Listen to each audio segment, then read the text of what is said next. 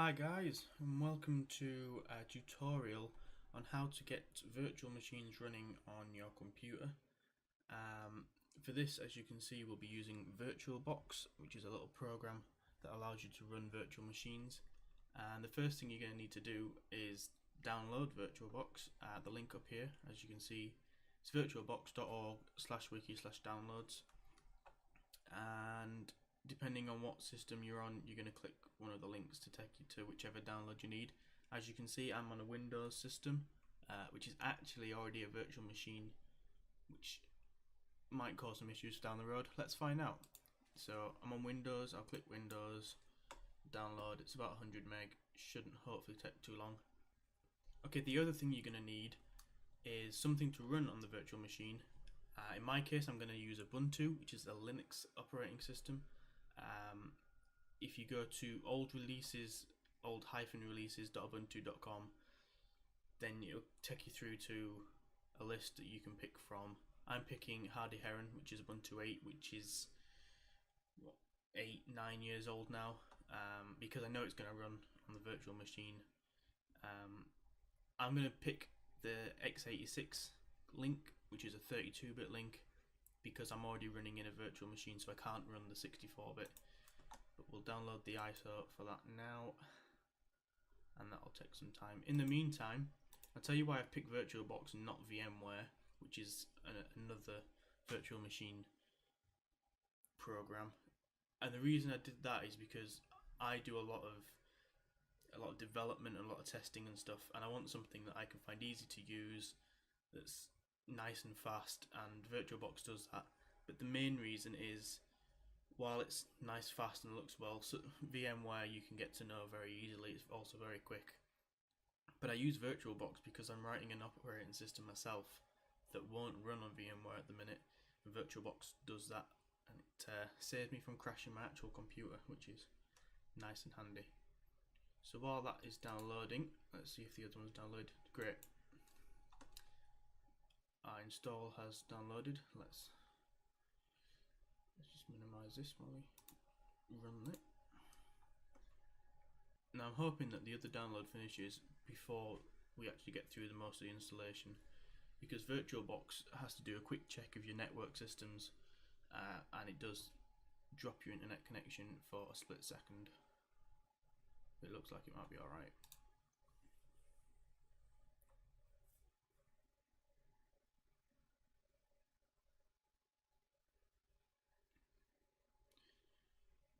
Great, so we're into the setup now. My other download has finished, which is great. So let's run through the system. It's a simple install as per normal. Click that you want everything installing. If you're a bit more advanced and you want a custom install, then you can go for that, but really it's nice and simple just to install everything. If you don't use it, you don't use it. Simple. Whoa. Here is the main thing. If you still have your download going, wait on this window, let your other download finish, and then do this bit, because this bit will disconnect you from your network. It'll stop your internet connection and corrupt your last download. You'll have to do it all over again. Mine's done though, so I'm going to proceed with the installation and go. Now it does seem a little bit scary, a little bit unsecure when something says that it's going to disconnect you from the network. However, it's only just so it can actually talk to your card and actually check what you have, because you will need networking later on. Select yes if you've got UAC running. If you're not the admin, you may need to type the admin password in there at that point. And now we wait. It doesn't take long normally, but again, I'm running in the virtual machine already, so things will be a little bit slower. I should probably have tried to see whether this works actually. I've never tried to run a virtual machine within a virtual machine. Anyway, installation is complete. Yes, we want to start it afterwards. We'll give it a minute, and here we go. So this is the main window, the manager. At the minute we don't have any virtual machines created. you'll see very soon that they appear down here. We want to make a new one. The system that we have is Ubuntu 8. As you can see, when you type in, if it can detect an operating system name, it'll change the settings naturally for you. These are all the Linuxes that support at the minute. If you're on a 64-bit machine and your processor allows virtualization, then you'll be able to get 64-bit operating systems. If not, don't worry about it. 32 will still get you running. Most of the time it's for development anyway, so it's perfectly fine. Let us put 2 gig of memory. I don't want to blow it up. That can be changed at any point. You normally get warnings at different intervals. It's like we have 6 meg of virtual memory in this. At 6 gig. Hard drive. We want to create a new hard drive because we don't have one. This is a virtual hard drive, so don't worry, it's not going to overwrite your actual hard drive. Click create, and it asks you what you want to do, where you want to put it. Let's choose somewhere. By default, it'll put it in your user area, which normally I move it out of there because I don't want my user area cluttered up. For this case, because I'm only using this virtual machine for this channel, it doesn't really matter to me that much. How big should I make it? If you're on Windows, you want a decent sized hard drive. If you're on Linux, it doesn't matter as much. I'm still going to give it, we'll give it 15 gig, I think. Now we're going to do it a fixed sized hard drive, which means it will always be 15 gig. It's slower to create, it takes a little bit longer, a couple of minutes longer, but it's faster in the usage of it. Dynamically allocated means it'll start off small, and the more you use it, up to 15 gig, the bigger the file will get. However, it won't shrink back down again. So if you just download 15 gigs worth of crap onto it, it's going to stay like that. Even if you delete it, it's not going to shrink again. But it does mean it saves you a little bit of space at the start if you don't actually ever use it. But we're going to go for fixed sized. There are different types of drive you can have depending on whether you're going to be using it with different software as well. For now, VirtualBox disk image is perfectly fine for us. Click create, and it will do its thing depending on your computer, depending on what else you've got going on in the background. This could take a minute, it could take 3 minutes, it could take 10 minutes. Depends on the size of the hard drive that you're creating as well.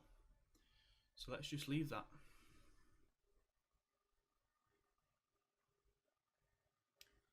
Okay, so that's done. It brings you back to the main managing page where you have now your entry for Ubuntu in the sidebar. But what you want to do is click on settings. Once you've highlighted, click settings, and you get to this page. This is where you really set up what actually runs. You have the basic stuff, the name, which you can change, the type of it, which you can change. If you ever want to create snapshots to share with people, whether you want to be able to literally drag and drop stuff into the virtual machine or not, you can write a description, and you can encrypt it if you really want to. I'm not going to change those because I don't really need to. Information about the system. This can get a little bit advanced depending on what you're doing. For the most part, you don't really need a floppy, so you may as well put it down to the bottom. Chances are you're going to put your operating system on through an ISO like we downloaded earlier, and you're going to need your hard drive selected as well. You can change your memory, which is nice and handy. What chipset, most of the time that doesn't really matter. Pointing device, again, no, most of the time it doesn't really matter. Leave it on USB tablet, it'll work perfectly fine. These do sometimes change though, and depending on whether you're running a Windows system or a Linux system, you can go quickly Google what settings you require for different operating systems. If they don't work, fiddle about with them. What's the worst that happen? You restart VirtualBox. Processor, if you're running a 64-bit system and you have the whole virtualization thing set up, then you can run multiple CPU if you have the option. You can change the cap at how much they can actually run on, and whether you have the address extension and blah blah blah. In display, you're setting up effectively the fake graphics card, how much video memory. We're going to set it at 64 meg, that's a decent amount. We only need one monitor, don't need a scale factoring, we don't need 3D acceleration, it's just going to slow us down. You can have a remote display and video capture if that's something you want. I'm doing this through software on my host machine, like my actual physical proper computer, not through the virtual machine, so we don't need to worry about any of that. Storage. This is the big one. This is where you need to select the ISO for your operating system. Now in this case it is actually listed there. Sometimes it won't be, but I already had it downloaded. That might be why it's listed there. We're going to select the one that we already had. No, sorry, the one that we just downloaded. It's the same one. We're going to select that, and you can select if it's a live CD or not. I'm going to leave it because we don't need it at this moment in time. Make sure that the file that you set for your hard drive is correct. Everything looks good there. It's a fixed sized. Yeah. Audio. Do you want audio to come out of your virtual machine? Do you not? We do, and the default settings for us actually do need changing. Intel audio will be correct for us. Network. Chances are once you're in your virtual machine you're going to need some sort of connectivity. To do this, the easiest way is to click on attach to bridged adapter and then select the adapter that you have that's closest to the one that you have at least, which is fine for me. You can change the type of adapter that it is, change the modes of it, you can randomize a MAC address. What that'll do, that'll take your host computer, your real computer's network card, and share it with the virtual machine. Serial ports, 99% of people are never going to touch this. Some hardcore guys who still use the serial stuff probably will, but chances are you're not going to need to worry about it. USB, you can select the different controllers. However, if you just do it off the default, you get this invalid settings detected because you need to install an extension pack for USB 2 and 3 to be used. I'll show you how to do that in another video if you want me to do that. For now, USB 1 is perfectly fine. Shared folders. Again, you can share a folder from your host machine, your real computer, with this virtual machine. Makes copying down things easier, especially if you don't have the USB stuff set up as you want. And you can change how the user interface looks within the system if you want. I'm just going to leave that as default. When you're done and you've changed all your settings, hit OK, it saves them, and now you're ready for a moment of magic. If everything works so far, you should be able to click start, and we should be able to run our virtual machine.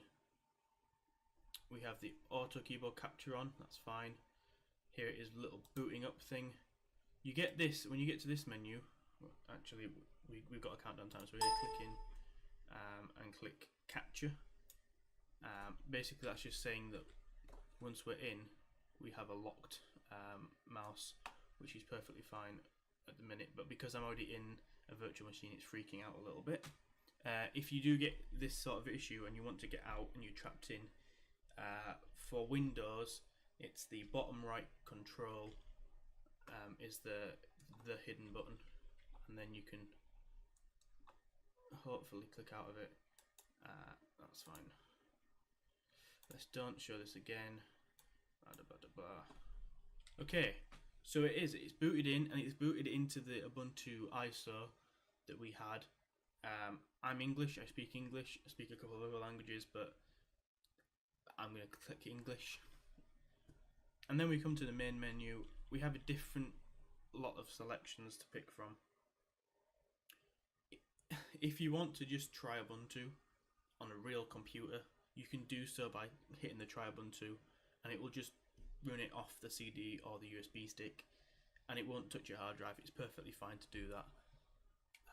If you want to install it, that will install it to the hard drive. Obviously in this, we're going to install it to the file that we created, the hard drive we created earlier, the 15 gig one.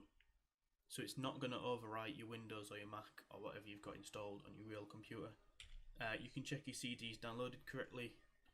You can test that your memory is running correctly. Some cool little tools to have. Or you can just skip past the menu and boot to your real hard drive that you've got. But for us, we want to install it. We want to get it up and running. So let's hit install. Let's wait, and it should start to boot into its little installation. Finally, we get a loading. The change of font is always a good thing, that you know it's doing something when it changes its font. Here we go. It will definitely be slower for me because I'm running a virtual machine within a virtual machine. It should be a lot faster for you guys when you're running it. If you're already loaded, feel free to skip ahead in this video and we'll run through the installation then.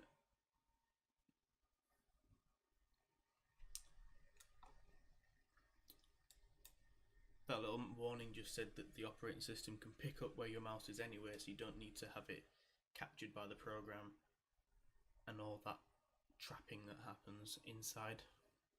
Okay, we have the Ubuntu logo. We have a loading bar. It is taking its time. I apologise for that.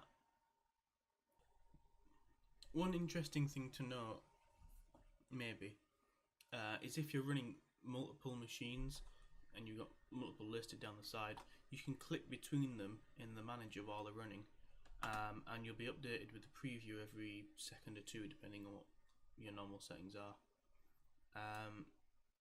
and it will just update, so you can actually see that they actually still are running something in the background. Handy if you're running lots of things at once.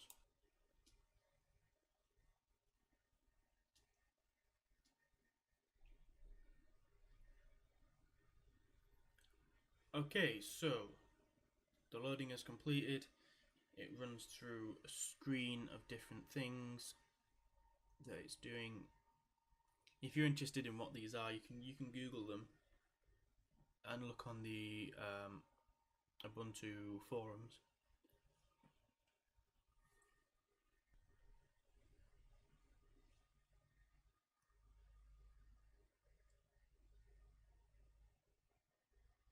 Okay, so here's the install screen. Again, I'm going to keep English as the language. You can read through the start if you want. I'm going to click forward.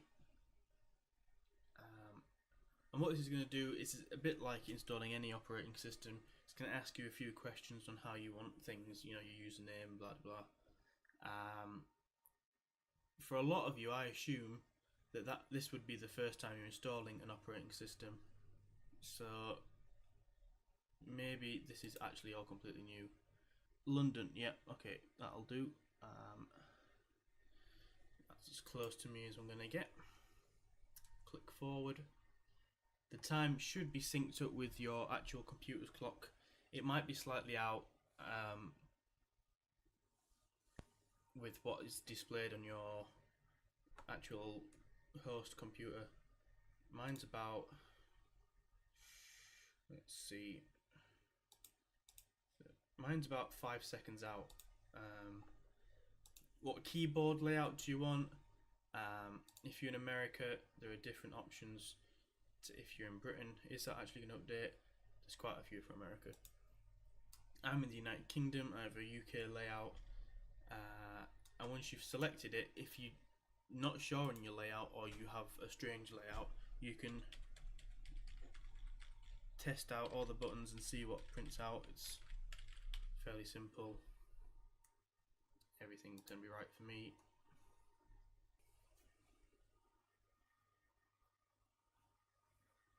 Okay, setting up the partitioner. This is going to be where you choose what hard drive you want to install to and stuff.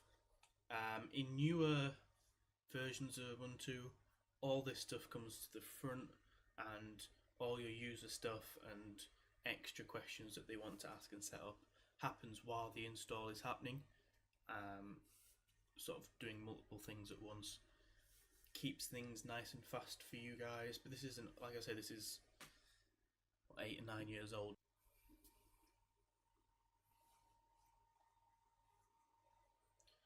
Okay, here's the partitioner. Where do you want to install the operating system to? Hopefully, when you get this screen, you will see your hard drive that you made, and it should say VirtualBox hard drive. That is the one you want to install to. The size will be slightly different because of the way Windows works stuff out to the way the Linux stuff works stuff out. But as long as they're close enough and it says VirtualBox hard drive or hard disk, you know it's the right one. And it's not going to overwrite your computer's hard drive anyway.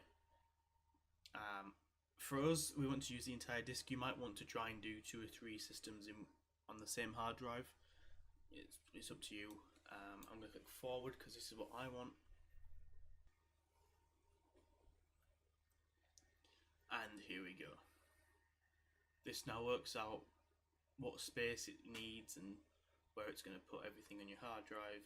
If you want to get more into partitioning, let me know and I'll do maybe 1 or 2 videos about partitioning and how it works and how you can change things around.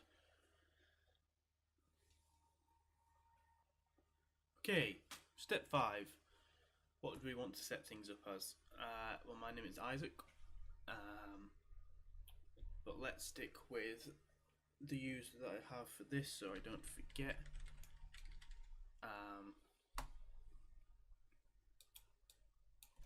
If I remember, it changes.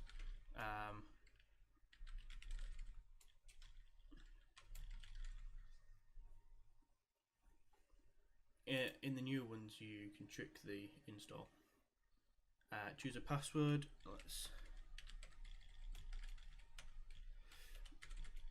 Let's pick a password. Here's the name of the computer. I'm just gonna Ubuntu.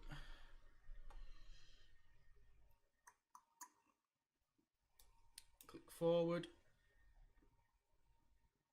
Okay. Sometimes you run into a bit of an error. Had to happen at some point. The username is invalid. Must start with a lowercase letter, which can be followed by any combination of numbers and more lowercase letters. So let's make that C a small c. Click forward. And we are good. Completely forgot about capital letters in usernames. Let's just check that everything is correct. Yep. If you're advanced, you can click advanced and we can talk about bootloaders and proxies and all that stuff. We don't need to worry about that. Let's just hit install. And you can go make yourself another cup of tea if you didn't already make one when you were making the hard drive. For you guys, this shouldn't take too long. For me, it might take a little bit longer. Everything's running slightly slow on my system at the minute, which is understandable.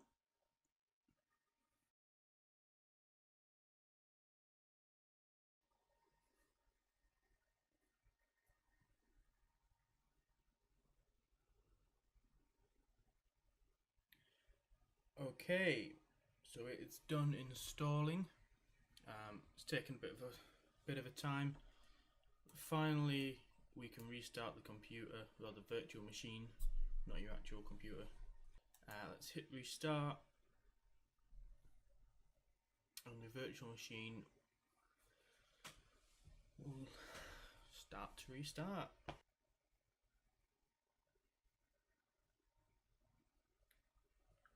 Okay, so one of the things you need to do is remove the CD from the... Hi guys, Izaak from the future here. I messed up. In the editing, I realised very quickly that I changed the window size of VirtualBox, and it was at this point that I changed it back, and my OBS recording just recorded the bottom quarter of the screen. I could have used the footage, but it wasn't too good. So I decided to cut it out and just tell you what happened from this point on. Okay, so it was coming up saying you needed to remove the CD from the tray and then press enter to continue the restart. What you need to do is double check by going to the devices menu at the top and checking that there's no CD drives attached. If you clicked live CD in the earlier settings, chances are it's still attached. If you didn't click live CD like I didn't, chances are it won't be attached. Mine wasn't attached in the video. So when you've cleared it out, there's an option to remove the disc. Click back in, press enter. It'll continue with the restart as per normal, and then if all's gone well, it'll reboot into Ubuntu. I'm sorry I can't show you this, guys. If you have got any questions or something did go wrong, leave it in the comments and I'll try and figure out as best as I can. I might do a follow-up video to this just to show you it running. I don't know.